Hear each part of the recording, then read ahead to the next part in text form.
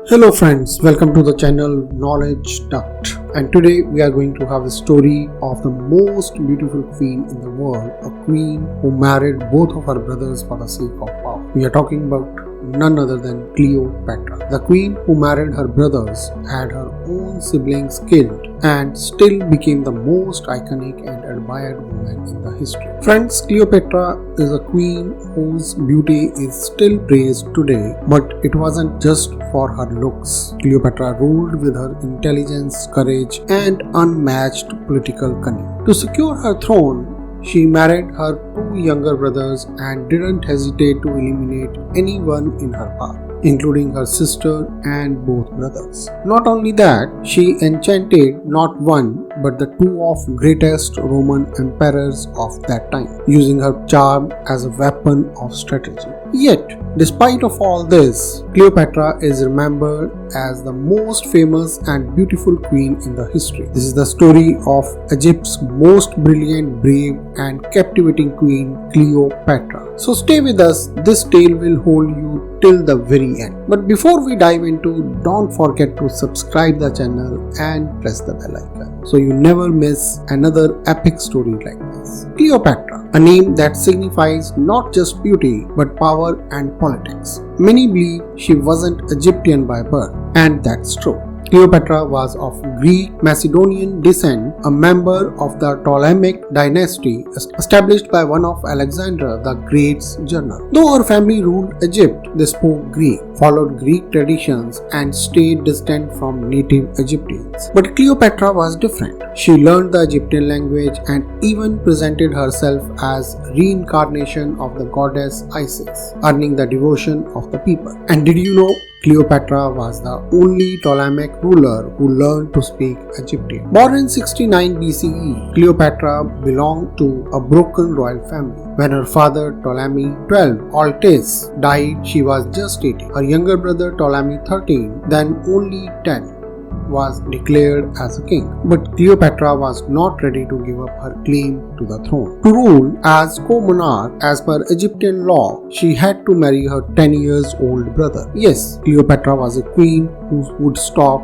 at nothing for power, manipulation, conspiracy, or even murder. But soon tensions rose between her and her brother husband. Eventually, Ptolemy XIII exiled Cleopatra. Now here's a shocking twist. While in exile, Cleopatra's younger sister, Arsinoe IV, sided with their brother and declared herself as queen. Yet Cleopatra, obsessed with reclaiming the power, began plotting to remove her brother and sister. Now you may wonder, how did a young girl do all this? The answer is political brilliance and help of Rome. At that time, Rome was the world's biggest superpower. Cleopatra knew this and sought support from its most powerful man, Julius Caesar. But how did Cleopatra meet Caesar? When he arrived in Egypt, her brother had guards everywhere. So Cleopatra devised a bold plan. She had herself smuggled into Caesar's palace, wrapped inside a luxurious carpet. Believe it or not, when Caesar unrolled the carpet, out came a stunning, intelligent,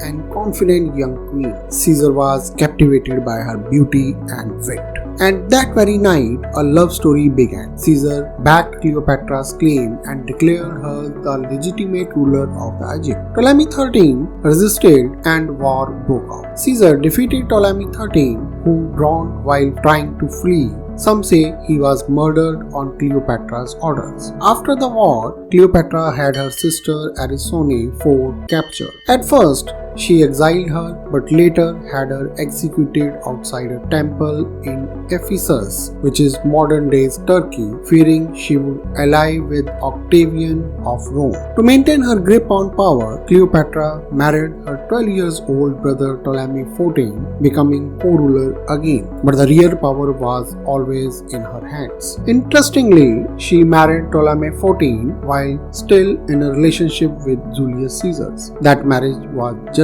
purely for political stability. Cleopatra and Caesar never married officially, but they had a son together named Caesarion. Later, to secure the throne for her son, Cleopatra had Ptolemy XIV killed and made Caesarion king. But wait, the story gets even more shocking. Friends, Cleopatra was not just a queen of politics, she was a master of seduction and power. After Caesar was assassinated, Cleopatra quickly aligned herself with another Roman general, Mark Antony. And did you know, Mark Antony and Cleopatra's first meeting was like a scene from a romantic epic. When Antony summoned her, Cleopatra arrived in a golden barge, dressed like the goddess Aphrodite, surrounded by perfume and flowers. Mark Antony was instantly enchanted. He abandoned Rome and came to live with her in Egypt. They married and had 3 children. But was this true love, or did Cleopatra use Mark Antony for power too?